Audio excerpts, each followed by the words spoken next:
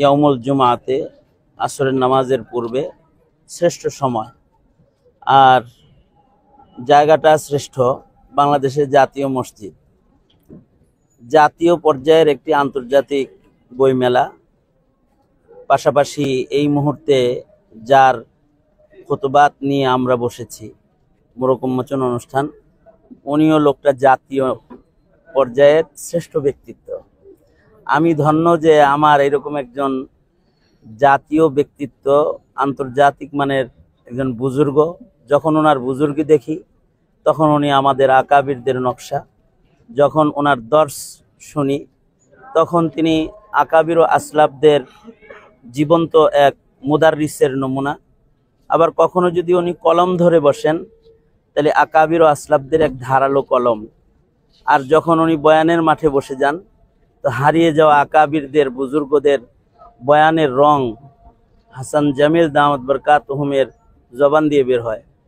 আর যখন তিনি নামাজের মুসল্লায় দাঁড়িয়ে কোরআনে কারীমের তিলাওয়াত করেন তখন আমরা কোরআন প্রেমে হারিয়ে যাই।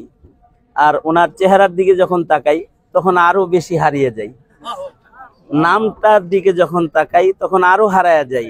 হাসান জামিল, ঠিক ওনার এই আজকের যে খুতবাতের কিতাবটা, এটার মোড়কটাও এত সুন্দর যে দেখতে একেবারে নামের সাথে মোড়কেরও অনেক মিল। মনে হয় যেন যে এই প্রচ্ছদের ভেতরে আল্লামা হাসান জামিল সাহেবের সৌন্দর্য ফুটে উঠেছে। তো এটার ভেতরটা আরো অনেক বেশি সুন্দর। সুতরাং লোকটা যেমন মকবুল, তার খিদমত যেমন মকবুল, জায়গাটা যেমন মকবুল এবং আজকের সময়টা যেমন মকবুল, আল্লাহ তাআলা খুতবাতে জামিলকে ওই রকম আম মকবুলিয়ত দান করেন। আমি এর থেকে সকল ছাত্র ওলামায়ে কেরাম তাদেরকে আদর্শ শিক্ষা গ্রহণ করার আহ্বান জানিয়ে এবং এই কিতাবের উত্তরোত্তর উন্নতি, আরো বেশি খণ্ডে এটা বের হবে, ধারাবাহিকতা মাকতাবাতুল আজহার রাখবে।